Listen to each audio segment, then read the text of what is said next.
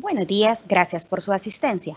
El Ministerio de Economía les agradece su participación e interés en este webinar titulado Nuevas tendencias en empaque flexible, el cual es el número 4 de una serie de webinars realizados con el apoyo del Centro Tecnológico de Cataluña, España, Eurecat, sobre el tema Tendencias del sector plástico, el cual está dirigido a todo el sector comercial e industrial del país, pero sobre todo a aquellos que tienen relación directa e indirecta con el empaque flexible.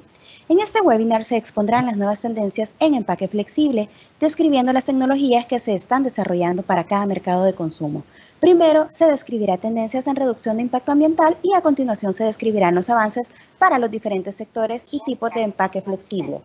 Nuestro objetivo es facilitar el acceso de información relevante a través de temas de interés para el sector industrial y económico del país. A continuación, una breve reseña de nuestro ponente, Dr. Edward Borja, gerente de marca internacional y desarrollador de negocios en Grupo Comexi, doctor en especialidad de Ingeniería de Materiales y Sostenibilidad por la Universidad Politécnica de Cataluña. Ha trabajado en diferentes empresas del sector gráfico aportando soluciones de trazabilidad, trabajando en empresas de fabricación de bolsas, luego se incorpora a Comexi en la impresión de embalaje flexible, revestimiento, laminado y corte longitudinal. Comprometido con la investigación y el desarrollo de alternativas sostenibles para hacer realidad la economía circular en el sector y ofrecer soluciones de embalaje flexible que sean beneficiosas para el medio ambiente. Dada su experiencia, ha tratado con múltiples partes de la cadena de valor en la fabricación del embalaje flexible, pasando por convertidores, propietarios de marcas, socios integradores, teniendo una visión global sobre el proceso y sus principales aplicaciones. Por su parte, de Comexi, podemos decir de manera resumida lo siguiente: empresa fundada en 1954 por la familia Cifrá, con su sede principal en Girona, España. Cuenta con una amplia experiencia en la fabricación de maquinaria y equipo para la industria de la conversión del envase flexible. Comexi está integrado por 5 líneas de productos. Cada una se especializa en un proceso de conversión distinto: impresión flexográfica, impresión offset, laminación, corte y complementos logísticos. Cada línea aporta una solución global a las demandas de un mercado en constante desarrollo, con equipos competitivos y personalizados con las últimas soluciones en innovación, tecnología y sostenibilidad. Si tienen preguntas acerca de los temas abordados durante el webinar, pueden utilizar la casilla de preguntas y respuestas que ha sido habilitada en la parte superior derecha de su pantalla. A continuación, dejo con ustedes al Dr. Edward Borja. Hola, muy buenos días. Muchas gracias por la introducción. Primero de todo, desearles que estén todos bien en una situación compleja a nivel mundial como lo que estamos viviendo a causa del COVID. Y en segundo plano, dar las gracias al Ministerio de Economía de El Salvador y también a Eurecat por dejarme tomar parte de esta serie de webinars y poder explicar un poco mejor cuáles son las tendencias desde el punto de vista del empaque flexible que estamos viendo en Comexi y también a nivel mundial. Entonces, sin más dilatación, vamos a empezar con el contenido del webinar. Un poco el índice de la presentación y lo que vamos a ver a lo largo de la próxima hora va a ser un poco, primero, de la contextualización a nivel global, de qué es lo que estamos viendo que está afectando al mercado, y posteriormente veremos un poco cómo esas tendencias se ven reflejadas a nivel de cambios en las estructuras y formas de imprimir, tratar, laminar y nuevos materiales que estamos viendo. Finalmente, para dar un poco de empaque global a la presentación, veremos qué soluciones y qué aplicaciones finales puede entregar Comexi Group con su set de equipos. Si nos fijamos en la primera parte, que está bastante basada en la contextualización, empezaremos un poco explicando lo que es Comexi Group de forma muy breve. La mayoría de vosotros ya lo sabréis, pero creo que está bien dedicar un breve tiempo en recordar qué es Comexi Group y por qué es relevante dentro del Flexible Packaging. Entonces, si nos adentramos en esta primera parte, Comexi Group es una empresa con una, larga trayectoria dentro del Flexible Packaging. Empezó en 1954 como una empresa familiar y desde entonces hay varios milestones que podéis ver en esta diapositiva, donde se ve cómo ha ido estableciendo su marca, a lo largo de los años. Básicamente es una empresa que tiene soluciones desde, como estamos explicando antes, pasando por impresión, laminación, corte, soluciones globales para todo el Flexible Packaging, ¿vale? Entonces, si nos miramos un poco dónde está localizada, bueno, es una empresa con localización de la central en Cataluña, España. donde tenemos nuestros headquarters. Aparte de esto, tenemos diferentes representantes de ventas y un par de filiales. Una de ellas está en Estados Unidos y otra está en Brasil, donde también se produce maquinaria para básicamente el mercado brasileño. En el resto del mundo tenemos almacenes y representantes de ventas, pero estas tres son los principales sectores donde nosotros tenemos presencia directa. ¿De acuerdo? Entonces, para tener básicamente un informe global de lo que es Comexi, estamos hablando de empresas de unos 500 empleados, con una presencia en más de 100 países, en una facturación alrededor de los 138, 150 millones de euros y con más de 2.000 clientes a nivel mundial. Si hablamos del tema de investigación y desarrollo, que es un tema muy relevante para una empresa como Comexi, más o menos un 4 o 5% de nuestro budget anual es destinado a partidas para mejorar nuestras maquinarias y hacerlas más eficientes.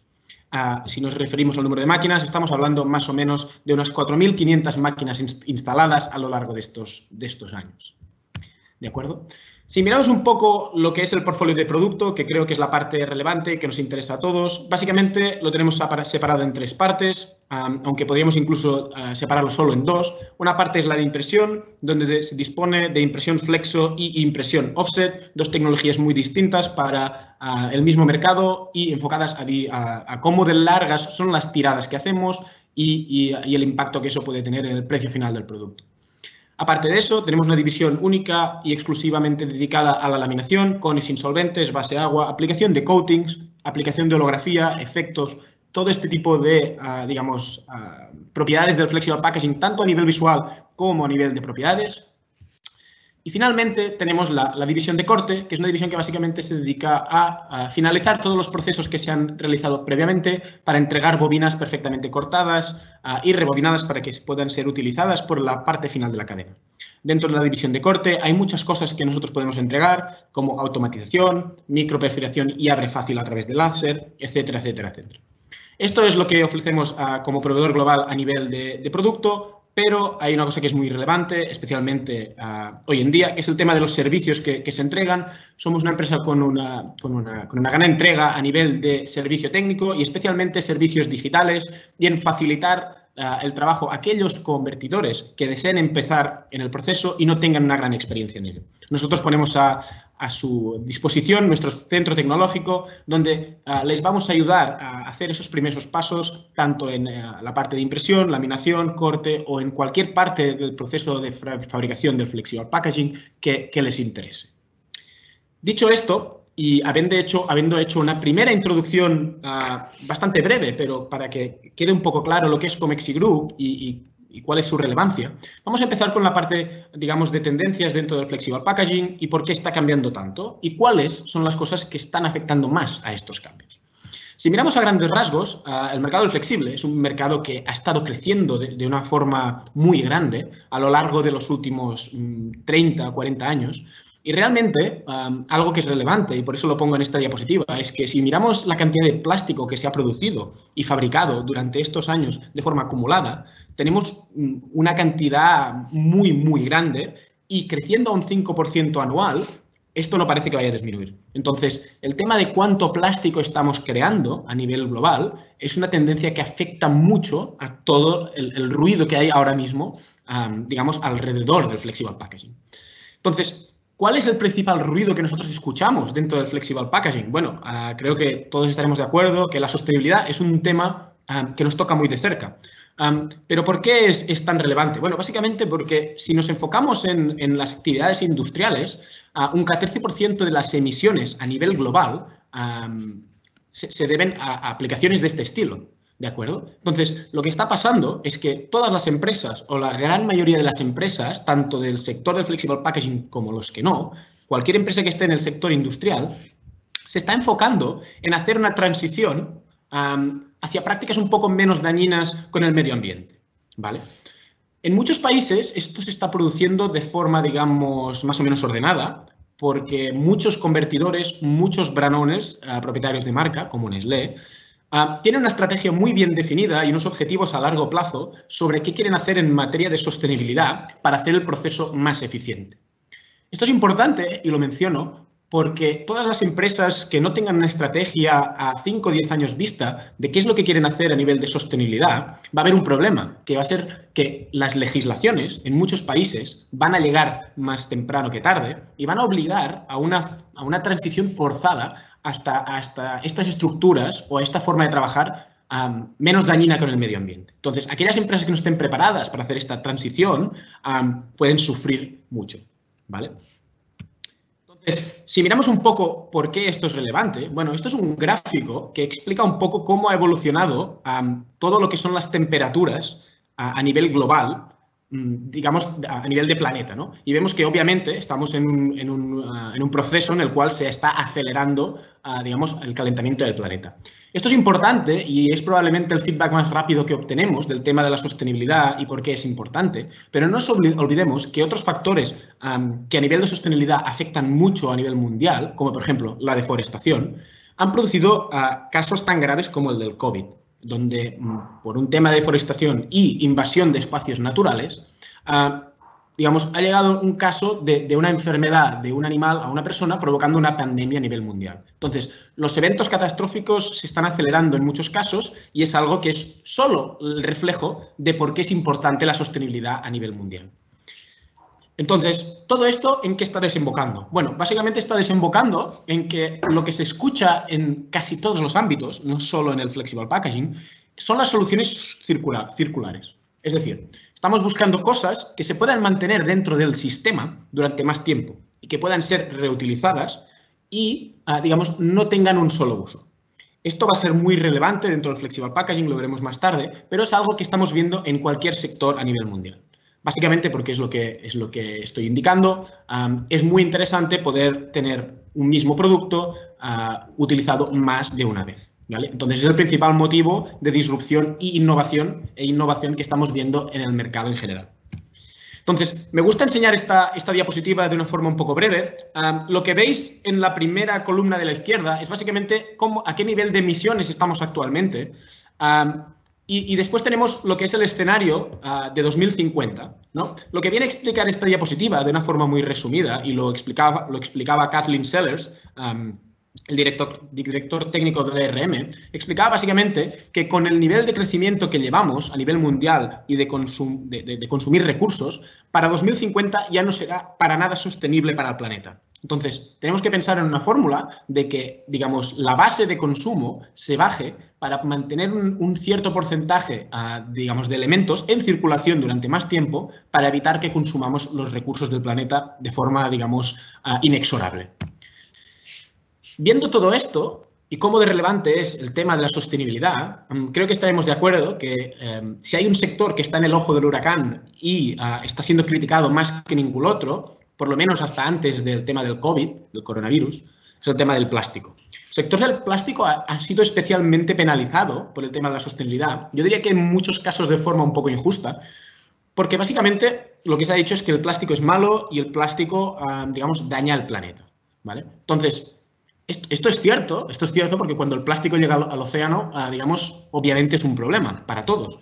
Pero tendríamos que plantearnos un poco por qué el plástico llega al océano más que si el plástico es bueno o malo, ¿no? Al final, yo hacía un poco una paradoja de si hacemos un plástico que sea reciclable, pero lo tiramos al mar, al final, que sea reciclable o no nos da ningún beneficio, ¿no? El problema lo tenemos en ámbito de educación y de gestión de los residuos, ¿no? Pero habiendo dicho esto, creo que tenemos claro que el plástico es uno de los focos de más, digamos, demonización a nivel mundial y que las soluciones que pasen por circularidad y, digamos, hacer soluciones más reciclables dentro del plástico van a ser las tendencias que van a dominar los próximos años, ¿vale? Esto es una vez más una diapositiva para reflejar un poco la linealidad del sistema. Es decir, nosotros estamos en un sistema que para que continúe funcionando necesitamos que cada vez se produzca más plástico, cada vez haya más ventas, los clientes compren más packaging y es un sistema que, repito, a nivel de emisión de CO2 y de gestión de los residuos definitivamente no es gestionable ni es factible de mantenerlo al nivel que lo mantenemos, ¿vale?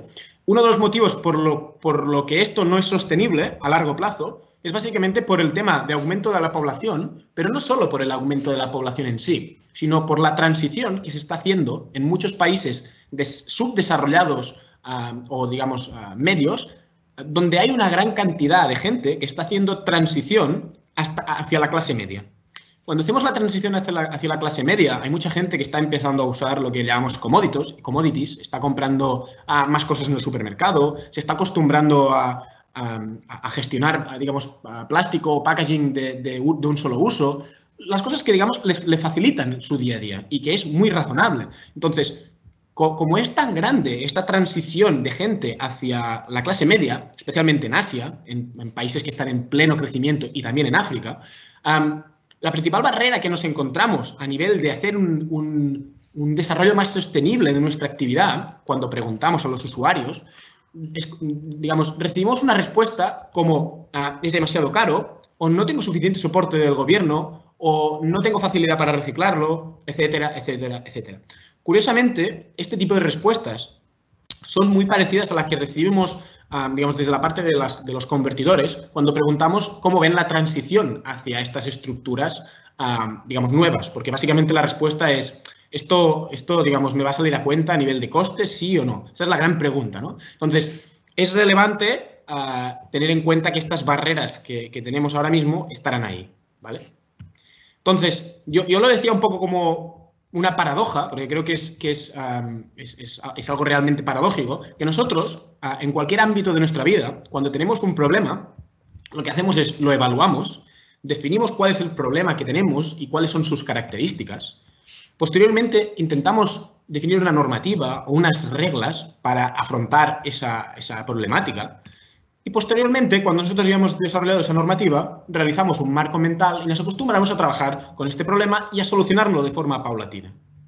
Esto pasa con, digamos, la problemática normal que podríamos encontrar en cualquier sitio del mundo. Pero ¿qué pasa con el flexible packaging realmente? Está pasando algo realmente curioso y es distinto a esto, ¿no? Nosotros, en todos los sitios, lo único que vemos es la foto de la tortuga ahogándose con el plástico. Eso es algo que vemos en todos sitios, ¿no? Entonces, ¿qué está pasando realmente? Pues realmente la gente está en la última etapa, está en la etapa del marco mental y, digamos, ya tienen claro que el plástico es malo, ¿no? Entonces, una vez has definido que el plástico es malo, tú intentas definir una normativa para, digamos, intentar adaptarte a la reducción del plástico a nivel de industria y a nivel de usuario, y posteriormente, si es que llegamos, ya haremos la evaluación técnica, ¿no? Entonces, a lo que me quiero referir con todo esto es que el tema de cómo gestionamos el plástico a nivel mundial es un tema muy, muy complejo y no podemos dejarnos llevar por la corriente de el plástico es malo, vamos a hacer el recorrido al revés de lo que sería coherente.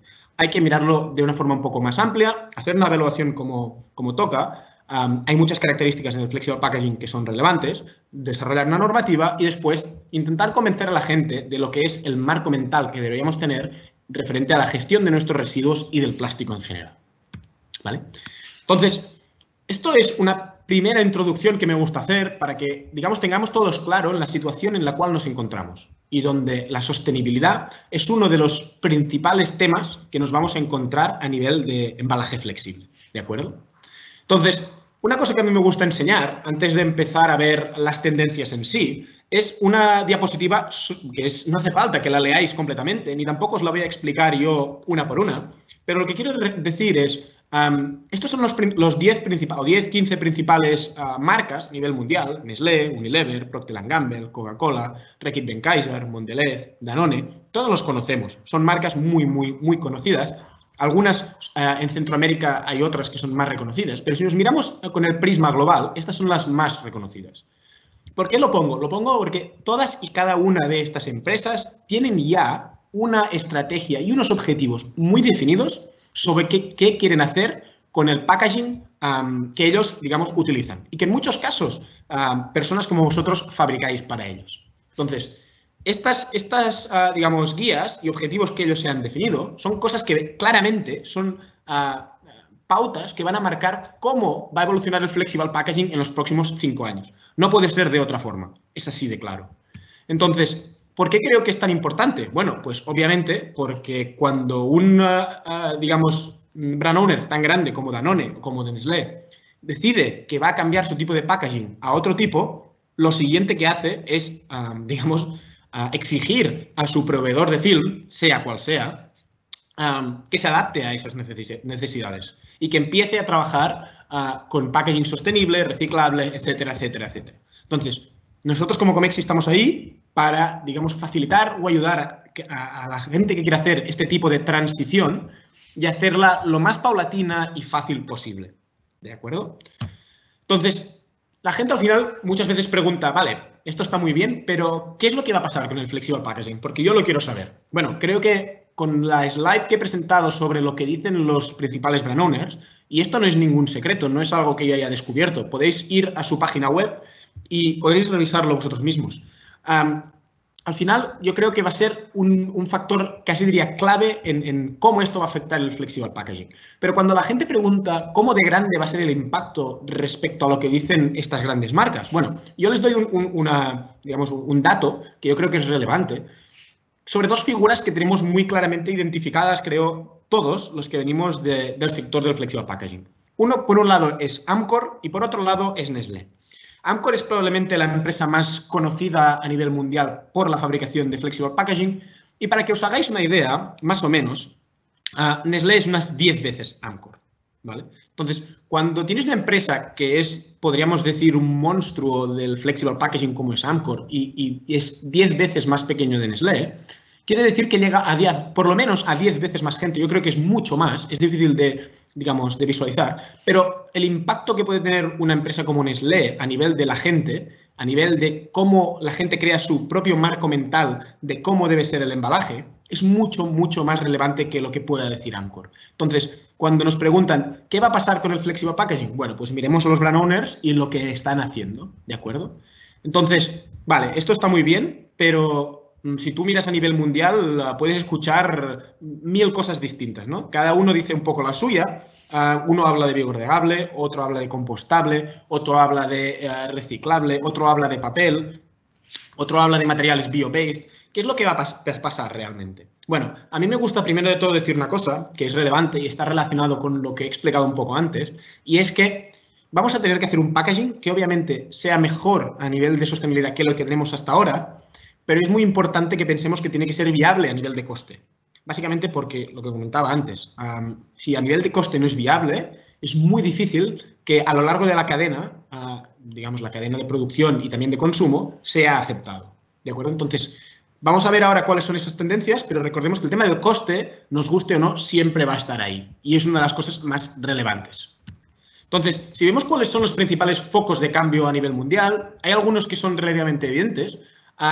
Si nos enfocamos solamente al tema de huella de carbono, hay tres cosas que están ahí y han estado ahí desde siempre. Una cosa es reducción de espesores, utilización de materiales bio cuando es posible y conversión de rígido a flexible. Esto no es nada nuevo, es algo que todos hemos escuchado muchas veces y es relativamente relevante. Hay un par de cosas que son, por eso, yo creo, más importantes, que son relacionadas con la reciclabilidad y con reciclar en sí, ¿vale? Las primeras son eliminar el aluminio cuando sea posible. Hay mucho tema de coatings barrera que se está desarrollando. Hay mucho tema de papel que será relevante, lo veremos después. Está toda la parte de utilización y laminación de materiales del mismo tipo. Básicamente, el polietileno es uno de los principales drivers del tema de sostenibilidad a nivel mundial.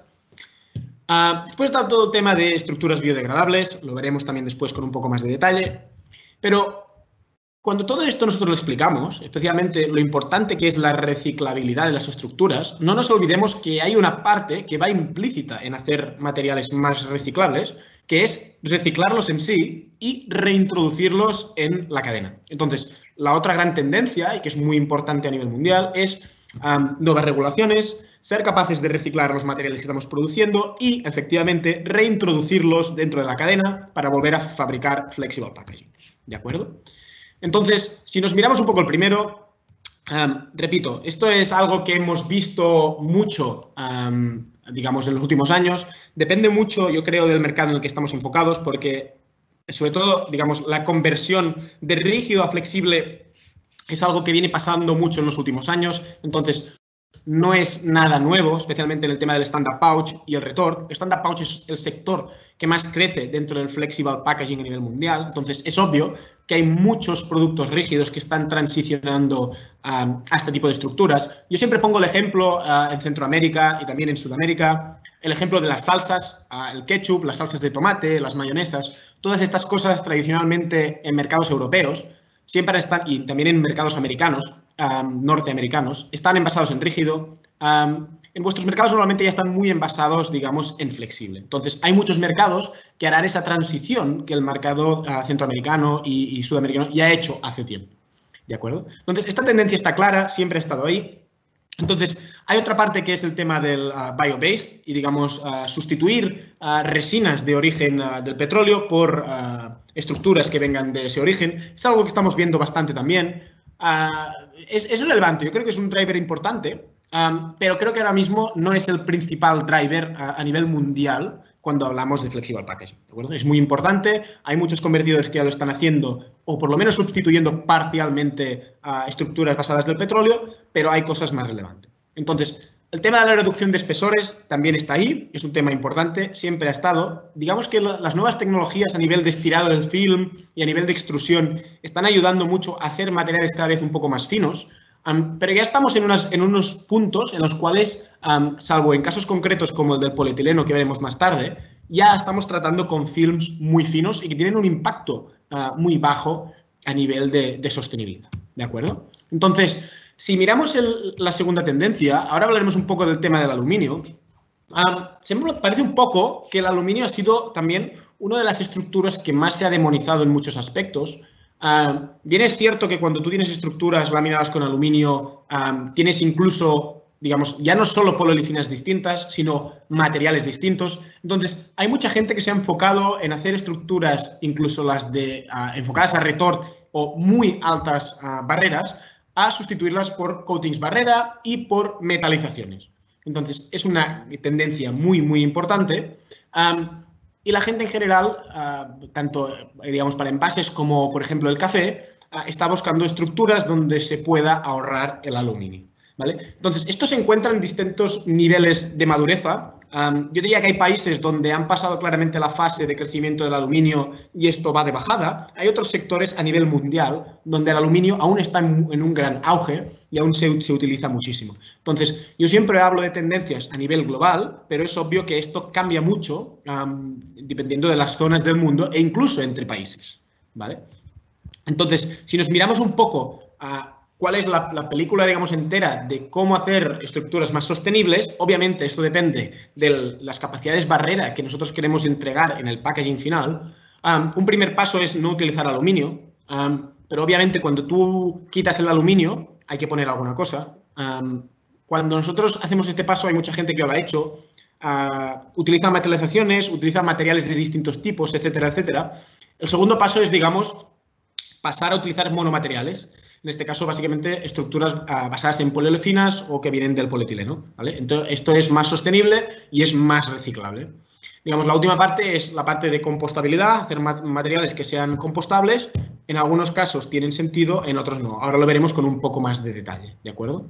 Entonces, si nosotros vemos qué cosas pueden facilitar también, digamos, la reciclabilidad, nosotros un primer problema que encontramos cuando nos miramos el problema que tenemos con el plástico a nivel mundial es el sistema de recogida del plástico en sí y la gestión que se hace a posteriori, ¿no?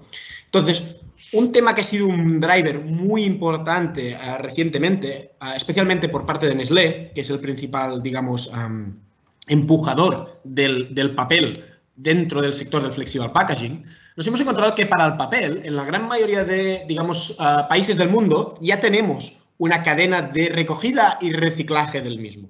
Entonces, en este sentido, es muy fácil para un convertidor y para un brand owner, para aquellas aplicaciones que, digamos, son fáciles o que tienen poca barrera, pocos requerimientos de barrera, migrarlas de estructuras de plástico a estructuras de papel. Entonces, esto es algo que estamos viendo mucho y básicamente lo que se hace es aplicar coatings de distintos tipos. Hay barrera, hay coatings para dar sellabilidad, hay muchas cosas que se pueden hacer. Hay incluso laminación para conseguir materiales biodegradables. En cualquier caso, el objetivo es conseguir envases solamente hechos de papel. Esto es algo que estamos viendo mucho en muchas partes del mundo y repito, si nosotros miramos un cliente, como Nestlé, podremos ver que, digamos, ya está transicionando hacia el papel en varias de sus estructuras, ¿de acuerdo? Entonces, ¿qué más estamos viendo? Otro tema que es muy relevante es el tema de los monomateriales. Estamos viendo que la gran mayoría de gente que se está enfocando en realizar estructuras más sostenibles lo hace en base a estructuras basadas básicamente en polietilenos, ¿vale? Hay otras alternativas, obviamente, pero muchas estructuras, después lo veremos con un poco más de detalle, pero muchas estructuras de las que han estado hechas de forma, digamos, tradicional, con laminaciones varias de polipropileno, polietileno, poliéster, etcétera, combinando diferentes, digamos, tipos de materiales, están pasando a hacer laminaciones de polietileno entre ellas. Entonces tienes una estructura externa de polietileno más preparada para la impresión y una estructura interna más preparada para el sellaje, digamos, del producto. ¿De acuerdo? Entonces, ¿qué más estamos viendo? Bueno, la última parte, digamos, la más deseada, por todo el mundo, es el tema de la biodegradabilidad. Entonces, cuando hablamos del tema de hacer un envase que es biodegradable, yo lo que intento decir es, volviendo un poco a lo que hemos visto, digamos, en el principio del webinar, el coste es algo que es muy importante. Y ahora mismo, las estructuras que se pueden hacer de forma biodegradable, en muchos casos son caras, son muy caras. Cuando hablamos de estructuras que básicamente vienen de celulosa o de PLAs, que se combinan para hacer diferentes tipos de estructuras y, digamos, materiales que proporcionen un poco más de barrera. Incluso hay estructuras compostables para café. En la mayoría de casos lo que nos encontramos es que son muy caras y no tiene sentido porque el cliente final no está dispuesto a ver repercutido ese coste en el producto que compra. Entonces, ¿qué es lo que digo yo siempre? Bueno, el compostable es como todo en esta vida, ¿no? Hay casos en los que tiene sentido y casos en los que no. Si nosotros nos fijamos en qué aplicaciones de compostabilidad están teniendo sentido, son muchas en las que, digamos, tenemos un producto en su interior que es de origen muy natural y, por lo tanto, por ejemplo, en el caso os pongo un ejemplo de Fruit Rabbits, que es una empresa que está cerca de la sede de Comexi en Cataluña, se han dedicado a hacer un envase compostable para, digamos, unas almendras, ¿no? Entonces, ellos venden unas almendras premium donde hacen un envase compostable porque, digamos, el cliente está dispuesto a pagar un poco más por esas almendras de origen natural. Otro caso donde estamos viendo compostabilidad con éxito es en envases de café, especialmente para cápsulas. ¿Por qué lo estamos viendo? Bueno, lo estamos viendo básicamente porque en el caso del café, aun sea con cápsulas o sea sin cápsulas, el producto, el alimento, se queda dentro de la cápsula. Entonces, se hace muy complicado a la hora de reciclarlo, reutilizarlo, etcétera, separar el café de lo que es el envase. Entonces, tiene mucho sentido que el envase sea compostable para después poder tirar junto el envase y el café. Pero, como repito, salvo casos muy concretos, digamos, las estructuras biodegradables o compostables son muy caras ahora mismo. ¿De acuerdo? Entonces, ¿qué estamos viendo para el tema de incrementar el reciclaje? Bueno, básicamente lo primero que se tiene que hacer, y esto ya lo hemos visto en algunos países, en India ya ha pasado, ahora está pasando también en España, donde a nivel de regulaciones, digamos, gubernamentales, están obligando o están, digamos, penalizando a aquellos convertidores que no utilicen packaging con un cierto contenido de material reciclado. ¿Cómo lo hacen? Bueno, básicamente van a cobrar un impuesto por kilogramo de plástico fabricado y es un impuesto, digamos, bastante relevante. Y la única forma, digamos, de saltarse este impuesto es que tú justifiques que tienes un cierto porcentaje de material reciclado dentro de tu estructura. Si tú tienes este porcentaje de material reciclado, te ahorras pagar esos impuestos. Entonces, las nuevas regulaciones van a empujar a mucha gente a empezar a utilizar materiales que ya vengan reciclados, ¿de acuerdo? Entonces, esto va a ser digamos, un push que vamos a recibir a nivel gubernamental, pero no significa que nosotros no podemos hacer ya una estrategia en ese sentido antes de que nos encontremos con que el gobierno nos está penalizando por producir packaging no sostenible.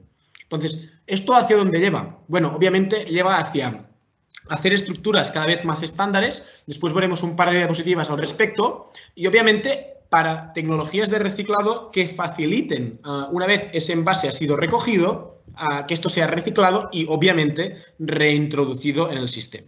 ¿De acuerdo? Entonces ya nos encontramos a mucha gente, como por ejemplo Henkel, que está desarrollando adhesivos que permiten la laminación de distintos materiales para que después sean reciclados y reextruidos con mayor facilidad.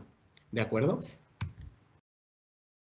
Entonces, todo esto a mí solo quiero decir que para mí es un poco, digamos, paradójico, una vez más, porque al final nosotros nos vemos que los convertidores de por sí tienen la tendencia a, digamos, a abrir nuevas oportunidades, a ser novedosos, están casi obligados a, digamos, a estar en constante evolución, ¿no?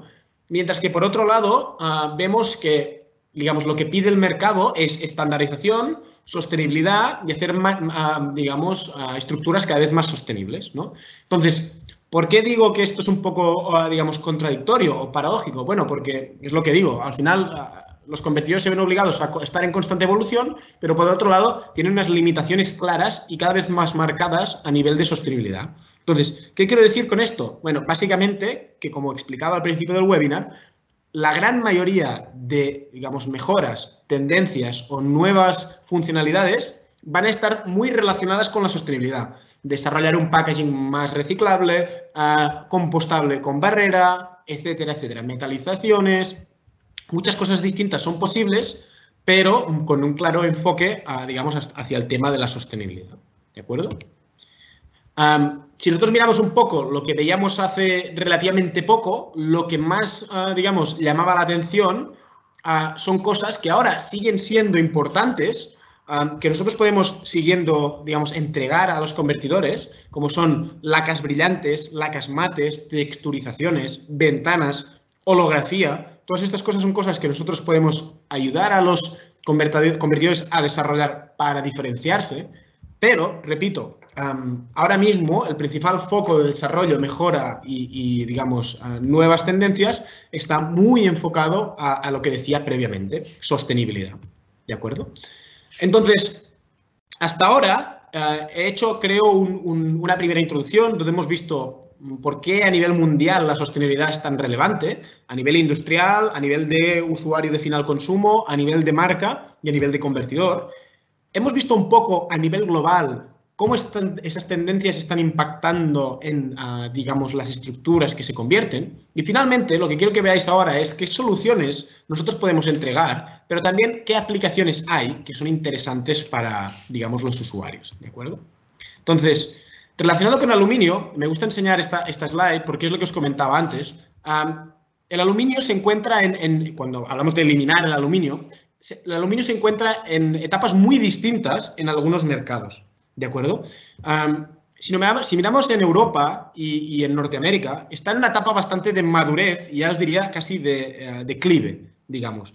Pero en otros mercados, como en Middle East o en Asia y Pacific, donde hay mucha estructura de retort, mucho aluminio, etcétera, etcétera, el aluminio está en crecimiento totalmente y aún le falta mucho para declinar. Entonces, la gran mayoría de convertidores grandes ya están produciendo laminados de polietileno básicamente con metalizados que, digamos, sustituyen en casi su totalidad aplicaciones típicas de PET-ALU-PE que nosotros hemos visto toda la vida. Entonces, estas estructuras están migrando hacia estructuras, digamos, básicamente donde el polietileno es el principal driver digamos, de estas nuevas estructuras, ¿de acuerdo? Entonces, son estructuras que son mucho más ligeras por no tener, digamos, aluminio y que obviamente se reduce la huella de carbono y se mejora su reciclabilidad, ¿de acuerdo? Entonces, ¿cuáles son estas estructuras? Bueno, yo os pongo el ejemplo de de AmLite, de Amcor, que fue uno de los primeros que se empezó a utilizar, donde siempre, digamos, se ha utilizado aplicaciones incluso, digamos, metalizadas, como PET con SIOX, laminado con un polietileno o polipropileno, digamos, para estructuras donde ellos hacen retort, incluso están ofreciendo, digamos, retort sin aluminio, digamos, estructuras PET SIOX con polianidas y CPPs cuando se necesita una barrera extrema o retort. Cuando no necesita una barrera extrema, es decir, nosotros hablamos de las típicas estructuras que no van a pasar por un proceso de retort, pasteurización, etcétera, pero que aún así hay muchas donde se utiliza aluminio. Hablaba de café inicialmente. Hay muchas de estas que se están moviendo hacia estructuras que son o BOPP metalizado, BOPP con BOPP metalizado, etcétera, o otras con polietilenos metalizados, con polietilenos para sellar, incluso triplex de polietileno, ¿de acuerdo? Entonces, el aluminio, la eliminación de ello es algo que estamos viendo en muchos sitios, ¿vale?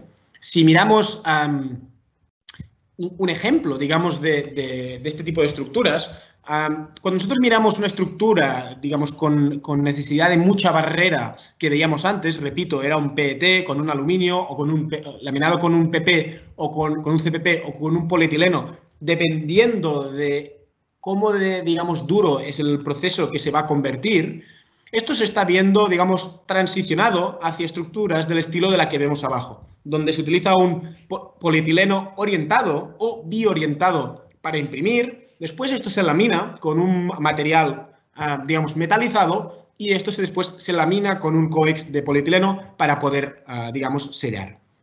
Esto se está haciendo, digamos, las estructuras de más barrera y donde se requieren metalizaciones, coatings barrera, etcétera, es donde, digamos, se necesita, digamos, una mejora más sustancial, ¿vale? Cuando hablamos de estructuras donde se necesita menos barrera, el tema del monomaterial está mucho más implantado que en estructuras con alta barrera, ¿de acuerdo?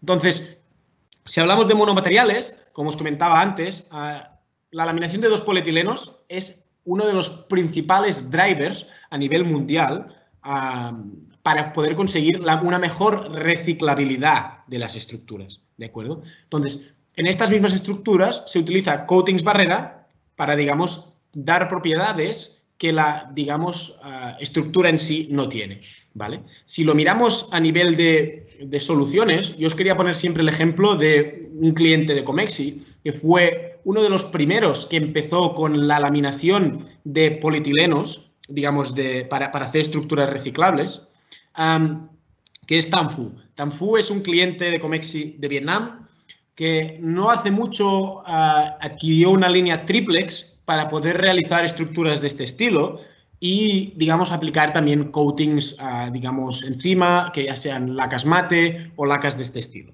o incluso hacer triplex de estructuras de este estilo. Pero a lo que me refiero es que el tema de los monomateriales es un tema que está ganando mucha importancia en estructuras de media barrera y el polietileno es el principal driver de estas. Si nos miramos qué pinta tiene la estructura en sí, bueno, podéis ver o podéis escuchar incluso dentro del sector que básicamente la estructura típica de toda la vida de PET con una laminación con LDPE está migrando a dos tipos de estructuras. Básicamente una estructura donde se lamina un polietileno impreso con un LDPE o con un LDPE más sellable y otra donde se, digamos, extruye polietileno, se imprime en superficie y se aplica un coating. ¿Cuál de las dos es más relevante, importante o cuál va a ser la ganadora de esta casi batalla, os diría, a nivel mundial? Porque es un tema que se puede escuchar en muchos sitios. Bueno, yo os diría que son dos tipos de tendencias que van a coexistir durante bastante tiempo. Se va a ver gente que va a imprimir en superficie, que necesitará mucha barrera y por lo tanto va a hacer un coex de 9, 11 capas, va a imprimir en superficie. Y hay otros casos donde hay mucha gente que se va a dedicar a sencillamente sustituir el PET por un polietileno orientado para imprimirlo en reverso y laminarlo con un LDPE, ¿de acuerdo? Entonces, son dos tendencias que son claras en el mercado y que son relevantes cada uno para su tipo final de aplicación y porque la primera, cuando estás hablando de laminaciones, tiene más flexibilidad que, digamos, extruir e imprimir en superficie, ¿de acuerdo? En esta misma parte, por supuesto, empezar a incluir estructuras o parte de, digamos, estos materiales que vengan de contenido reciclado va a ser importante, ¿de acuerdo? Entonces, ¿qué ofrece Comexi, digamos, en el tema de la laminación de este tipo de estructuras? Bueno, digamos que el mercado del solventless es el mercado que probablemente más está creciendo dentro de la laminación. Es uno de los principales focos, digamos, de la mayoría de convertidores y también de proveedores de maquinaria.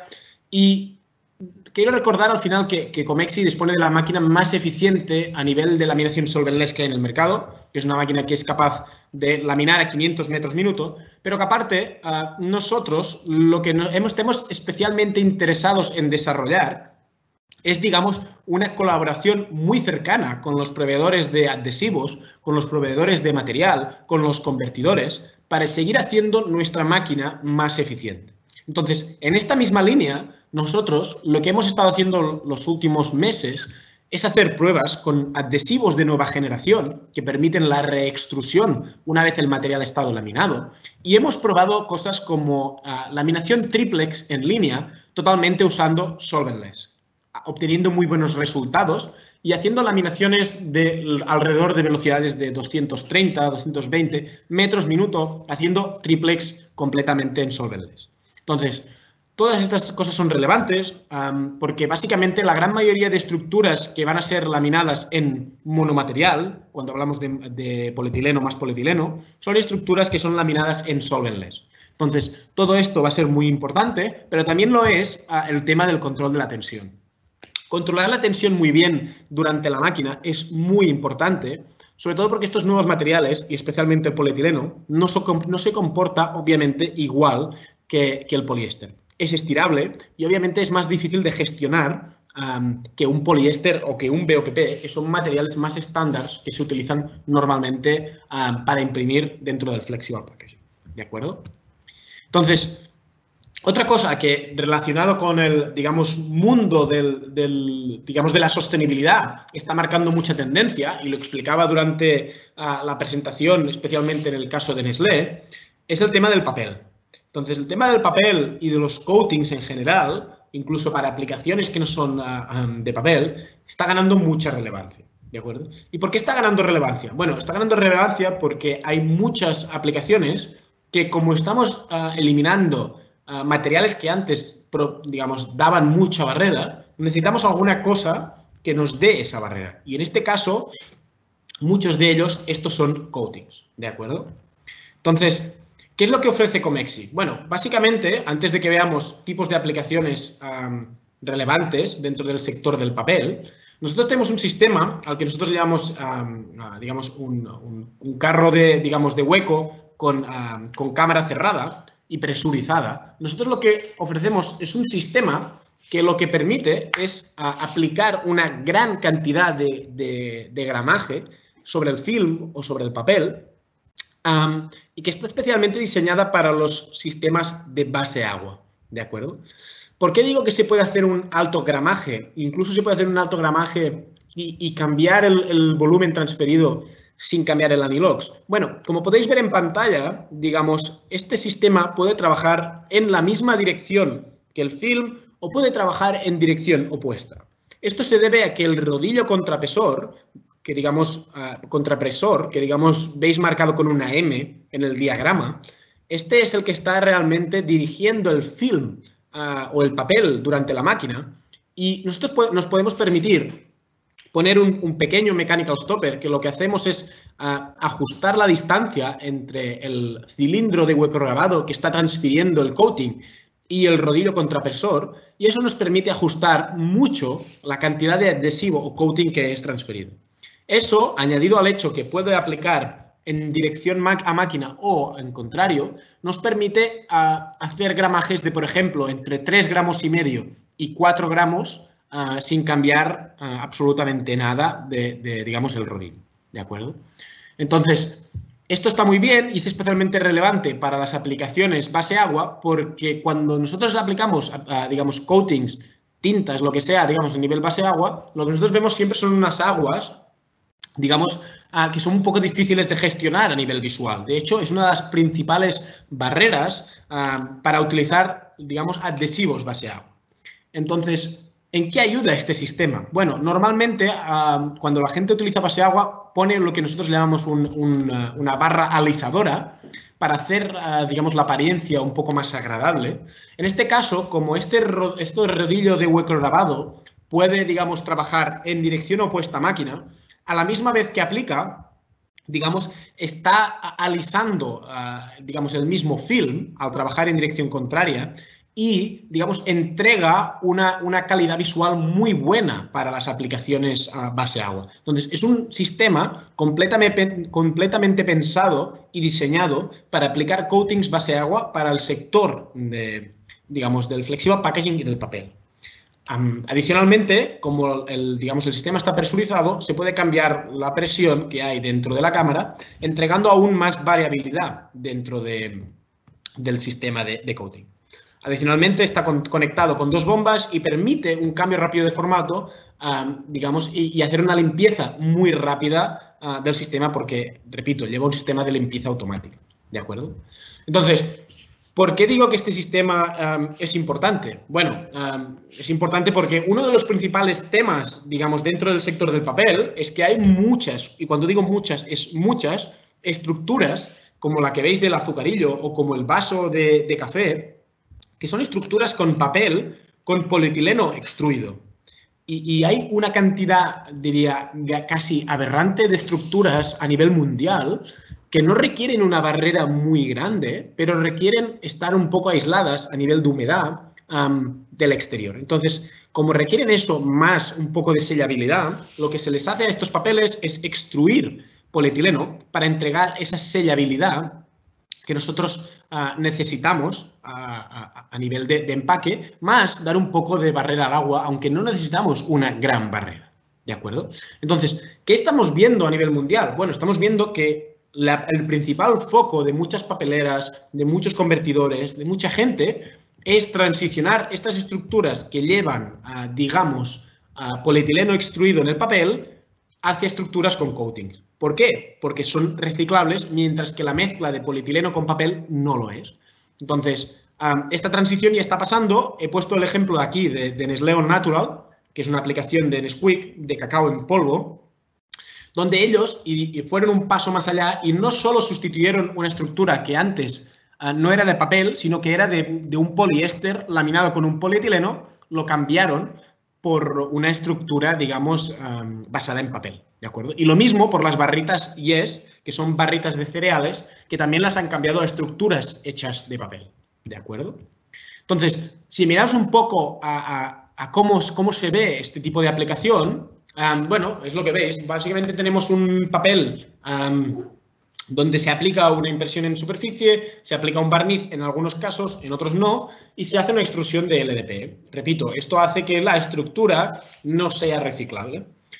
¿Qué estamos viendo? Bueno, estamos viendo una estructura similar, pero en vez de aplicar, digamos, una extrusión, lo que se hace es, digamos, hacer un coating a full en todo el papel para darle sellabilidad, solamente sellabilidad, mientras que a la vez da algo de barrera a la humedad, aunque no es mucho, ¿de acuerdo? Entonces, ¿por qué esto es importante? Bueno, es importante porque hay varias, digamos, aplicaciones adicionales que se pueden hacer, incluso si volvemos atrás un momento.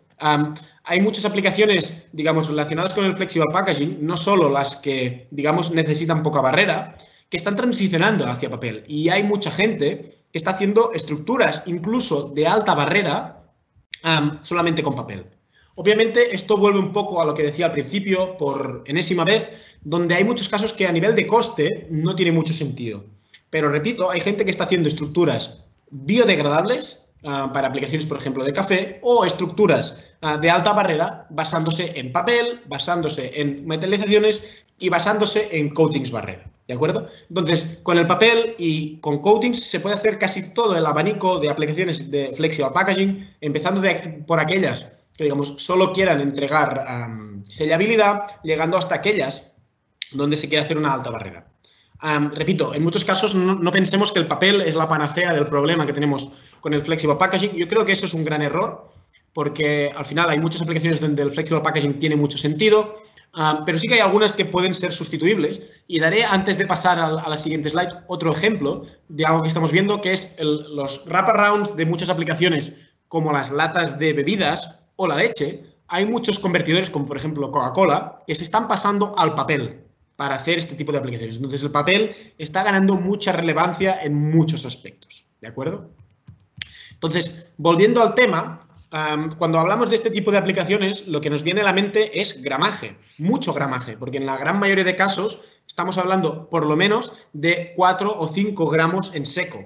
En algunos casos más. Si hablamos del caso de los, digamos, vasos para café, esos son en algunas ocasiones 15 gramos en seco. Entonces, es mucho gramaje y cuando nosotros hablamos de mucho gramaje, lo que nos viene a la mente, aparte de un cuerpo aplicador dedicado a este tipo de aplicaciones, como ya hemos visto, es el secaje. Entonces, el secaje es algo que es muy importante para conseguir entregar una bobina que esté en perfecto estado. Entonces, en Comexi tenemos varias configuraciones de máquinas con secaje. En el caso de la ML2, que es, digamos, nuestra máquina para utilización de solventes y base de agua más estándar, estamos hablando de una máquina que es configurable con 2 o 3 zonas, digamos, de secado, con 6 o 9 metros de secado.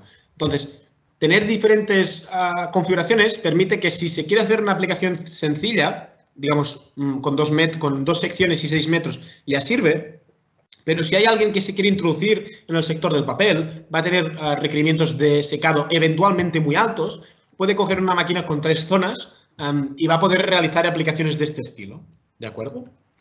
Si hay casos en los que se requiere, digamos, hacer aplicaciones con un nivel de secado muy alto, nosotros obviamente tenemos una máquina que es la ML1, que está enfocada a aplicaciones donde se requiere digamos, una gran capacidad de secado, ¿no? Y este tipo de máquina es para aquella gente que se quiera dedicar a hacer aplicaciones única y exclusivamente, casi diría, donde requieran este tipo de secaje. Es decir, aplicaciones donde haya un cold seal o coatings de este estilo con mucho gramaje, aplicaciones para retort, repito, mucho gramaje y mucho requerimiento de secado, ¿de acuerdo? Entonces, esta máquina es una máquina que tiene una plataforma, se puede acceder a la zona de secado con mucha facilidad, el túnel se abre, se puede acceder a las boquillas para poder limpiarlas.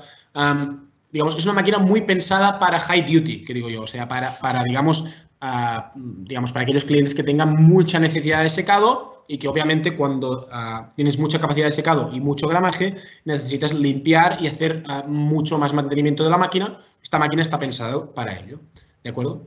Entonces, no quería terminar sin explicar, digamos, un poco algo que yo creo que es muy importante a nivel mundial, diría también. Yo he explicado y me he enfocado mucho en las tendencias a nivel de sostenibilidad, porque creo que está impactando el mercado del flexible de una forma brutal. Están cambiando muchas cosas, hay muchas dudas y he querido daros un poco una pincelada de la visión y hacia dónde creo que digamos, el flexible packaging evolucionará. Creo que ha quedado más o menos claro que los brand owners van a ser, digamos, las marcas van a ser los que van a ser los principales dirigidores de este proceso y que el monomaterial, el reciclado, el material reciclable y el papel son los principales drivers de estos cambios y repito, y lo podéis visualizar en sus páginas web. Dicho esto, hay otro, digamos, driver muy importante, o una cosa que impacta mucho los procesos a nivel mundial, que es que nosotros hace ya bastante tiempo que en algunas ocasiones sin ser conscientes, pero estamos inmersos en la que, digamos, yo llamo, o mucha gente llama, la cuarta revolución industrial, ¿no? Digamos, hubo una primera parte donde se empezó, la primera revolución industrial, se empezó a mecanizar los procesos, una segunda donde se empezó, digamos, a hacer las cosas, digamos, en masa, una tercera donde se empezó a robotizar los procesos y estamos en una cuarta donde aparte de tener procesos automatizados, robotizados, cada vez más fáciles de gestionar, necesitamos gestionar algo muy importante que son los datos. Nosotros necesitamos tener control cada vez más de todo lo que pasa alrededor nuestro y la gestión de esos datos va a ser muy importante para conseguir, digamos, conseguir eficiencias más altas de las que tenemos hoy mismo. Entonces, Desde Comexi creemos que es muy importante poderos proveer con una herramienta como es Comexi Cloud, que va en todas las máquinas. Hay una primera parte que digamos que está muy enfocada en tener acceso a todo digamos las configuraciones de mantenimiento de la máquina, los documentación técnica, a poder comprar digamos recambios online consultando vosotros mismos las partes. Son cosas que son muy importantes, que son relevantes y que os dan mucha agilidad en gestionar vosotros mismos el equipamiento que adquirís. Y hay otra parte que es muy importante, que es todo el tema de indicadores de rendimiento, funcionamiento de la planta, motivos de parada, etcétera, etcétera, etcétera. Nosotros tenemos un módulo dentro del Comexi Cloud que se llama Production Analytics, que básicamente se dedica a obtener datos de vuestra máquina y entregar, digamos, esos datos de forma eficiente para que vosotros podáis ver cosas como cuáles son los principales motivos de ineficiencia, por qué la máquina está parada, etcétera, etcétera, etcétera. Entonces, lo que quiero transmitir es que como consideramos que es muy importante poder tener acceso a los datos hoy en día, nosotros entregamos una herramienta que está en constante evolución, igual que lo está el mercado, y porque es relevante, digamos, que una herramienta a nivel de software y de integración de datos siga evolucionando, os permita ser más ágiles a la hora de gestionar el rendimiento de vuestras máquinas. ¿De acuerdo? Entonces, hasta aquí ha llegado mi presentación. Creo que he sido bastante puntual referente al tiempo. Una vez más, dar gracias por dejarme participar en este webinar. Ha llegado ahora el turno de preguntas. Cualquier cosa que queráis comentar, ahora es el momento. Si queréis comentarla en un foro más privado, os podéis dirigir a mí a través de correo o a través de LinkedIn. ¿De acuerdo? En este momento procedemos a dar paso a la sección de preguntas y respuestas apoyadas por un colega del Ministerio de Economía, quien las dirigirá al doctor Edward Porras. Gracias, Erika. Bueno, agradecer a Edward en primer lugar por la presentación. Creo que a muchos nos ha hecho recordar el trabajo en planta, el quehacer de todos los días en empaque flexible, que normalmente se vuelve muy interesante. Vamos a hacer algunas preguntas de las formuladas por la audiencia. Dando por esto. ¿Cómo ha avanzado en Europa la utilización de bolsas a base de harina de yuca? Pues yo diría que en general hay muchos países que han empezado a prohibir, digamos, las bolsas, digamos, de un solo uso, especialmente los de polietileno. Pero yo sigo pensando que en casos como este, salvo en países donde las han prohibido, en el resto de países básicamente se sigue utilizando el polietileno como principal material para las bolsas de monouso. Hay algunos casos o algunos supermercados o algunas cadenas que por su propia iniciativa han empezado a utilizar, digamos, bolsas biodegradables o compostables, ya sean de yuca o de otros materiales, pero en general no creo que sea una tendencia en Europa. Ok, gracias, Eduardo. Otra pregunta, ¿qué enfoque se le está dando al tema de deforestación al incrementar el uso de papel, a tu juicio? Pues es una pregunta muy interesante, considero.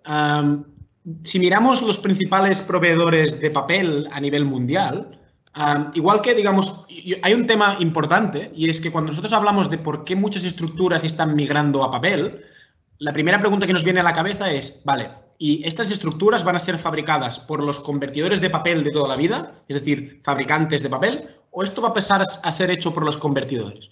Bueno, si nos miramos a nivel global, como unos y otros lo están enfocando, yo pienso que si miramos los principales fabricantes de papel a nivel mundial, todos ellos tienen una estrategia muy clara y definida también sobre cómo migrar adentro, digamos, del flexible packaging, y todos ellos tienen una política muy clara de cómo gestionar, digamos, o por lo menos, digamos, a nivel de marketing, tienen una política muy clara de cómo gestionar los bosques. Digamos, para todos aquellos fabricantes de papel, ellos dicen que hacen un desarrollo sostenible de los bosques, que los gestionan de forma clara, etcétera, etcétera. Dicho esto, y aunque los, digamos, productores de papel a nivel mundial tienen muy claro que hacen un desarrollo sostenible, Si nos miramos los datos que he presentado al principio del webinar referente al consumo de plástico, y como vemos es algo que sigue aumentando de forma exponencial, es obvio que no podemos sustituir, digamos, todas las estructuras de plástico por papel, porque básicamente, obviamente, no vamos a poder, digamos, repoblar los bosques y, digamos, la gestión va a ser terrible. Entonces, lo que yo decía y que creo que tiene sentido es que las estructuras que, digamos, no tienen valor, las estructuras que utilizamos, hablaba de bolsas, hablaba de wrappings para las latas de Coca-Cola, aplicaciones con muy poca barrera o ninguna, van a migrar hacia papel. Pero yo creo que todas las que no sean así, espero y deseo que se sigan fabricando digamos, con plástico y que se fabriquen con plásticos que sean más reciclables, ¿de acuerdo? Pero el tema de la gestión de los bosques está siendo abordado solamente por los fabricantes de papel. Ningún convertidor, que yo sepa, tiene una explicación de cómo gestionará digamos, el papel a nivel de deforestación, etcétera. Solo Nestlé dice que él, digamos, obtiene el papel de forma, digamos, de sitios naturales y bien gestionados, etcétera, etcétera. Gracias, Edward. Otra pregunta. Uno de los parámetros donde los grandes usuarios le están apostando es en la reducción de los espesores, en el espesor de los materiales. ¿Hasta cuándo estarán los equipos listos para adaptarse a una buena maquinabilidad con espesores muy pequeños?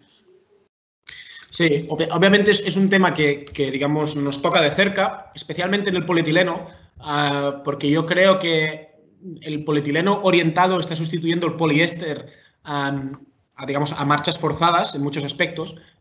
Y obviamente, como comentaba antes, cuando tú lo imprimes o cuando tú lo laminas, especialmente en casos donde se utilizan solventes, esto provoca que el material se estire. Entonces, yo creo que, lo comentaba recientemente con un colega, yo creo que la transición va a ser paulatina, ¿no? Digamos, no podemos querer que todas las máquinas sean cambiadas de la noche a la mañana para poder trabajar con estos materiales, ni desde la parte de conversión, ni desde la parte, digamos, de empaque. Es decir, no olvidemos que Nestlé, Coca-Colas, Mondelez, Heinz, todas estas empresas tienen maquinaria para envasar y obviamente que el material se estire y que cueste sellarlo es algo que es muy importante. Entonces, lo que yo pienso es que como hay un parque de máquinas instalado muy grande, la transición hacia materiales reciclables y donde la espesor va a bajar va a ser paulatina. Las máquinas se van a ir adaptando poco a poco. Digamos, cuando los clientes hagan nuevas inversiones, van a pensar en obtener máquinas que puedan gestionar ese tipo de materiales.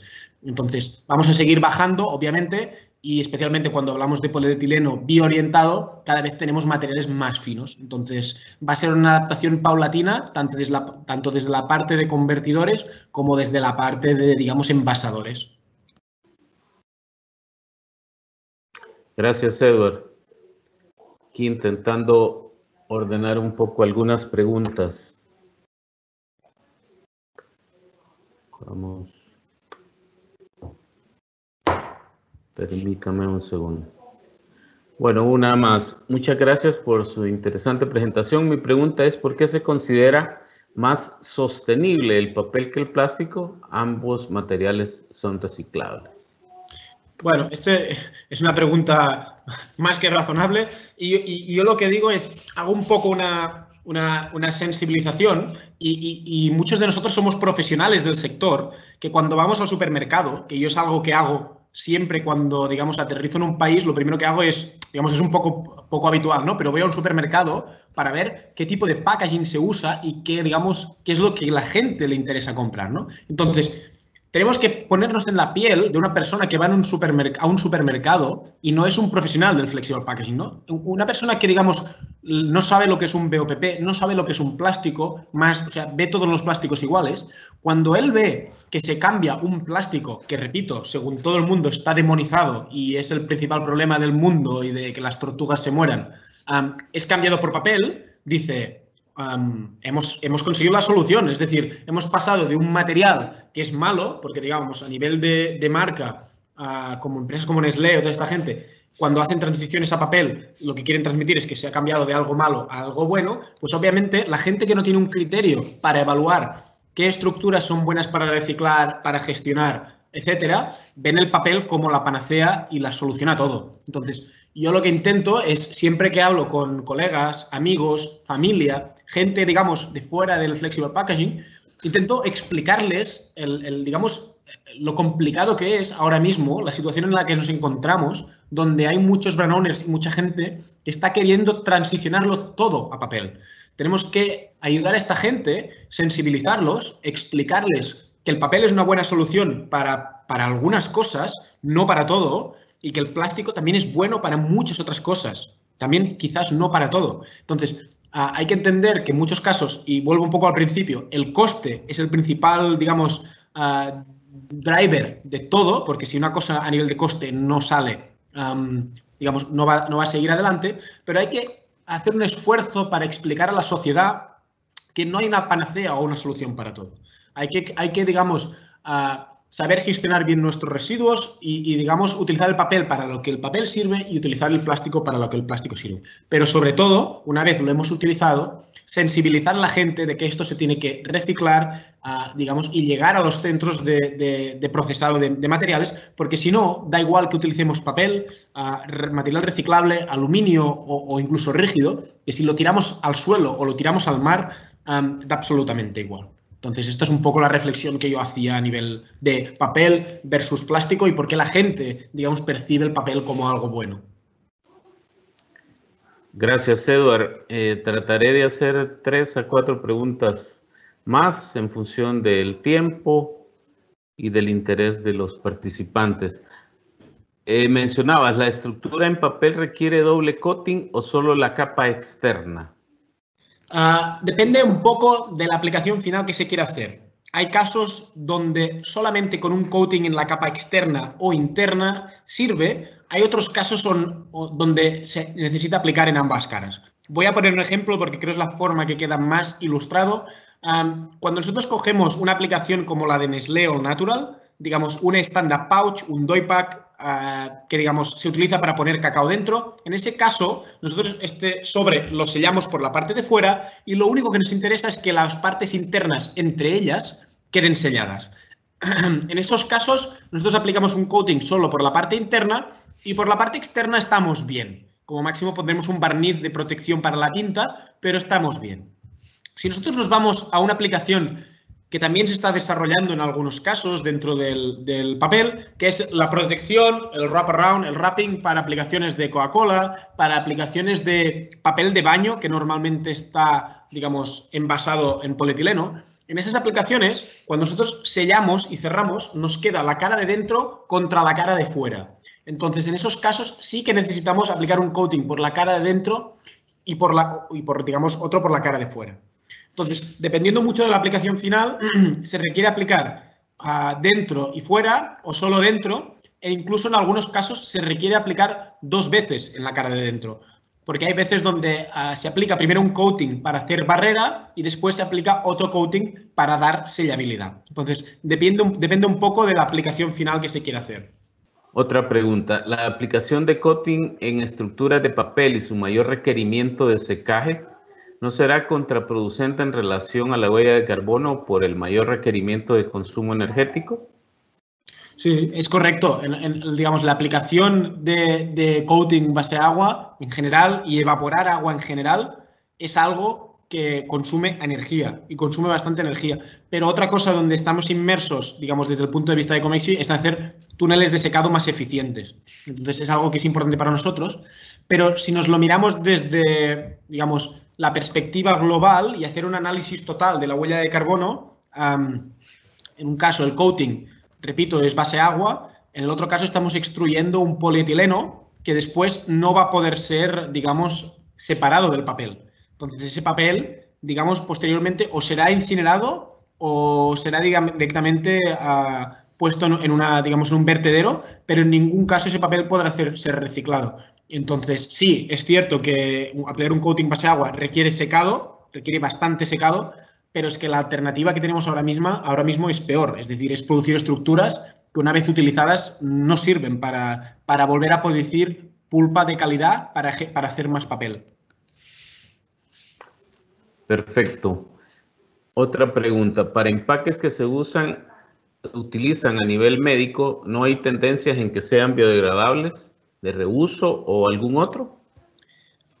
Es una pregunta muy interesante. De hecho, en el anexo que, digamos, han hecho a nivel de ley en España sobre cómo tiene que, digamos, afectar el envase flexible a nivel de contenido reciclado, reciclable, etcétera, que aún no está aprobado, tiene que ser aprobado aún en el Congreso, hay una pequeña falca o un pequeño asterisco que básicamente dice que los packagings o el packaging de contenido con objetivo médico está, digamos, está fuera de los requerimientos de reciclabilidad. Es decir, lo único que ha dicho a nivel de regulación a nivel europeo es que todo lo que sea a nivel médico se permite que no sea reciclable porque obviamente lo primordial es, digamos, la salud y que el material conserve sus propiedades. Entonces, yo, por ejemplo, no he visto ninguna tendencia de cambio en las estructuras de origen médico. Se sigue produciendo lo mismo.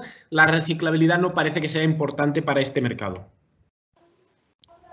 Ok, 2 preguntas más, Edward. La capacidad de producción mundial de bioplásticos de origen renovable es sumamente baja y no responde a la posible demanda. El papel no sustituye a todas las estructuras. Entonces, ¿cómo ves el plástico y entre ellos el polietileno en los empaques en el futuro? Yo creo que lo del bioplástico es algo que va a ganar relevancia, pero obviamente, supongo, aquí podemos discutir si es caro por lo que tú comentas, es decir, por un tema de oferta-demanda y como, digamos, hay poca oferta y bastante demanda, el packaging es caro, o si es un tema de concepción en sí, que realizar packaging de origen bio es más caro.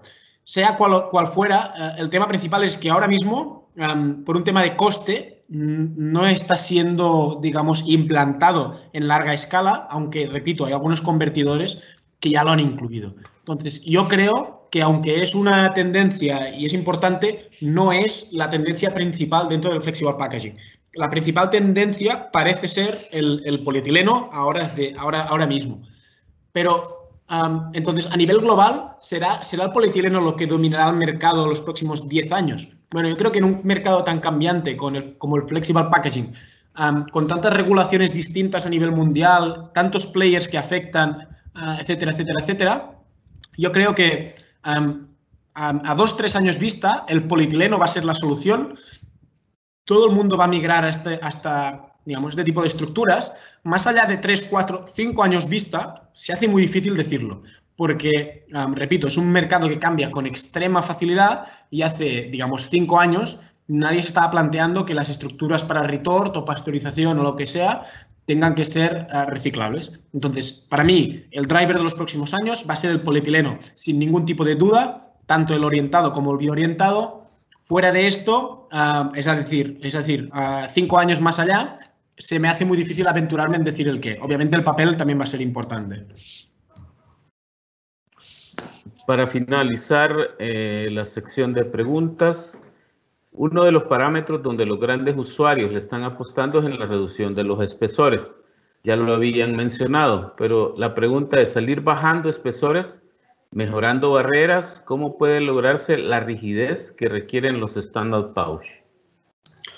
En el mercado del standard pouch, yo creo que hemos llegado a un punto donde yo creo que mucho más no podemos bajar, porque obviamente necesitamos una mínima rigidez, como comenta, digamos, el usuario, obviamente. Entonces, si nos miramos las estructuras que se han hecho durante mucho tiempo, siempre hemos hablado de estructuras de 100, 120, 140 micras. Lo que estamos viendo ahora son estructuras donde se utiliza un polietileno orientado o bioorientado de unas 25 micras y se lamina, en muchos casos, con un polietileno de por lo menos 70, 80 micras. Más abajo de eso, yo creo que, hombre, a ver, siempre se puede bajar y vamos a quedar sorprendidos, supongo, sobre las mejoras que va a haber en muchos aspectos, pero dudo que bajen mucho más. Básicamente porque primero, obviamente, que el tema de que se aguante bien y que tenga, digamos, buena apariencia es importante, pero está el tema de la barrera y el tema de la calidad del sellado. Entonces, no olvidemos que en todas estas estructuras nuevas de polietileno, el tema del sellado es muy importante, porque tenemos una capa externa que poco o mucho sella, comparado con el PET, entonces necesitamos una capa interna que selle mejor y, digamos, con bastante diferencia de temperatura de dentro hacia afuera. Porque si no, lo que nos pasa es que para las máquinas de empaquetado es muy complicado de trabajar. Entonces, ¿van a bajar más los films? Yo lo dudo, más allá de lo que he dicho ahora. Yo creo que estamos en una fase un poco más de estabilidad y de definir cuáles son las, digamos, reologías de los adhesivos para que sean más reciclables, cuáles son, digamos, los tipos de polietileno mejores para utilizar, qué combinaciones, etcétera. Estamos más ahí que no en bajar 5 micras o 2 micras para hacer el proceso un poco más poco pesado. Yo creo que estamos más en conseguir que todo sea más reciclable en global. Gracias, Edward. De esta forma terminamos la sección de preguntas y respuestas. De mi parte, agradecerte en nombre del Ministerio de Economía también, agradecerte una presentación muy interesante con datos, con estadísticas, con referencias y con tendencias muy importantes. Antes de finalizar, voy a ceder el micrófono a nuestro colega, nuestro compañero, amigo Agustí Chico de Eurecat. Agustí, si estás por ahí. Buenos días, ¿qué tal? Bien, bien. Pues, si me dejas simplemente muy brevemente, desde Eurecat quisiéramos agradecer al Ministerio de Economía de El Salvador el dejarnos participar de sus webinars de reapertura económica para presentar las nuevas tendencias que están apareciendo en el sector del plástico y que esperamos que hayan sido de su interés. Ha sido una serie de 4 webinars que hemos organizado con el apoyo de Asiplastic. Empezaron la semana pasada, como muchos de ustedes sabrán, con el primer webinar explicando la situación y tendencias del sector, el impacto ambiental de los plásticos, los procesos de reciclado más habituales, con la gran oportunidad que nos ofrece el plástico por ser un material que nos permite, si su gestión es adecuada, el participar plenamente de la economía circular cada vez más presente en nuestras vidas. El segundo webinar se enfocó a los nuevos procesos de inyección y cómo estos se enmarcan en la nueva era habitualmente llamada como Industria 4.0. En el tercer webinar de esta semana quisimos ya centrarnos en los distintos bioplásticos que existen, sus aplicaciones, su penetración y proyección en el mercado y las tendencias actuales. Y por último, en el día de hoy han podido escuchar la presentación que nos ha hecho el colega Eduard Boja de Comexi sobre las nuevas tendencias en empaque flexible. Sin más, nos despedimos de ustedes agradeciendo su interés y que tengan ustedes un buen día. Y hasta la próxima. Gracias, Agustí. Gracias antes de ceder a Erika, perdón, gracias de nuevo a Eurecat, Agustí, y a Edward y a Comexi, por favor. Cedo a Erika para el cierre del día. Agradecemos al doctor Eduard Boja, representante de Comexi, quien nos brindó información de suma importancia para todo el sector industrial del país, especialmente a quienes están vinculados a la producción y el uso de empaque flexible, uno de los subsectores más dinámicos del Salvador en el sector plástico. En nombre del Ministerio de Economía, agradecemos a Eurecat por toda su colaboración para la realización de esta serie de webinars. Aprovechar para agradecer a las personas de la academia, de instituciones afines, de los sectores empresariales del país, así como a todos aquellos interesados en el tema por acompañarnos este día. Invitarles a que nos acompañen en próximos webinars de los cuales estaremos informándoles oportunamente. Antes de finalizar, queremos invitarlos a visitar nuestras redes sociales del Ministerio de Economía, donde podrán ver la programación de otra serie de webinars que estamos presentando en próximos días.